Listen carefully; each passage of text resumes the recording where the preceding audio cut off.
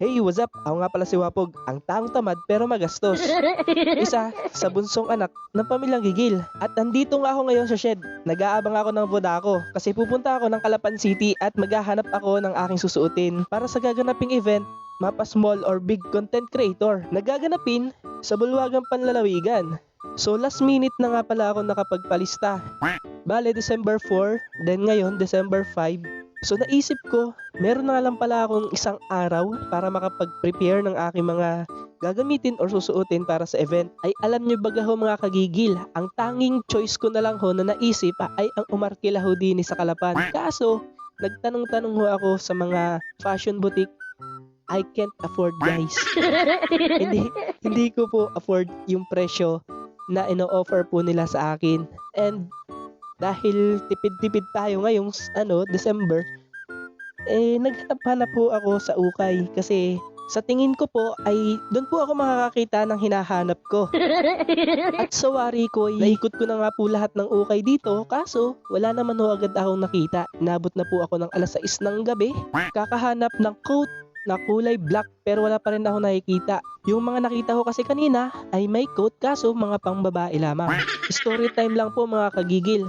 Nakabili na gaho ako ng pang-design kaso wala pa ho yung paglalagay ng design. Tapos nung time na to ay ako ay mangyak-ngiyak na. Aba, ay tagaktak pa ang pawis. Ay sino ga namang hindi mangingiyak-ngiyak 45 minutes na lang ay kailangan mong nandun ka na sa terminal. Wala na akong ibang makikitaan at gawa ng sarado na ho ang mga ukay. Ay para ho akong basang sisiw na naglalakad sa gilid ng daan. At napatingin nga ako sa right side ng kalsada. Aba, nakita ko tong store na to. Si ate naglilikom na ng mga nakadisplay. At dali-dali akong pumunta. Tinanong ko agad kung meron silang available na coat na para sa lalaki. At itinuro nga ako dito sa side na to.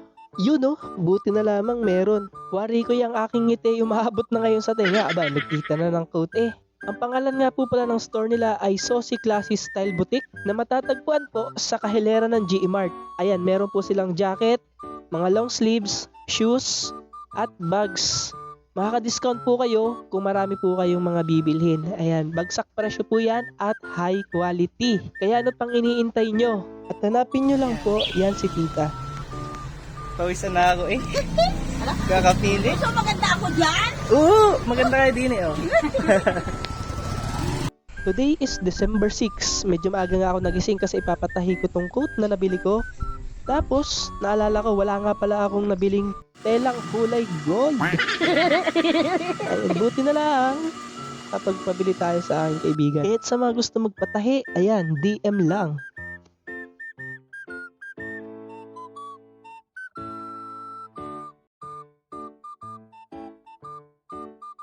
At ngayon nga ang araw na pinakahihintay natin, ang event ng mga small content creator. Bali, nandito na nga tayo sa Vodako. Alright, medyo na-excite na ako.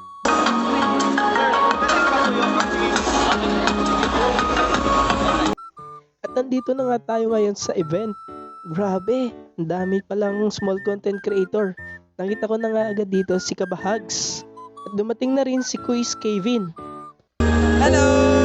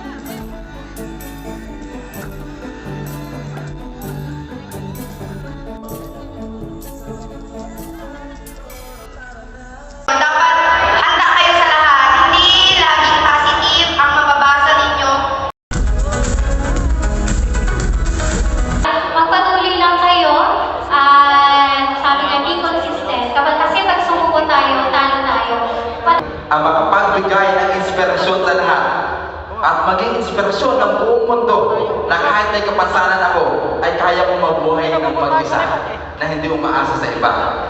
Maraming salamat nga pala sa mga taong nagbigay ng mga mensahe para sa mga katulad kong small content creator. At the same time, maraming salamat Kuis Ken, The Good Mangyan.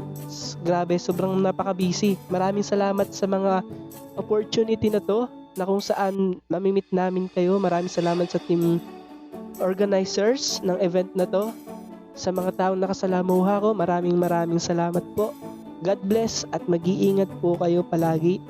At maraming salamat din po sa mga taong nakasuporta kay Wapog TV, sa family ko. Thank you very much po. Kahit walang-wala andyan ho kayo lagi sa likod ko nakasuporta. Maraming salamat sa mga bagong kaibigan, sa panibagong experience na naranasan ko dito sa Grand Ball na to, sa mga iniidolo. Ayan, maraming salamat at mag-iingat kayo palagi.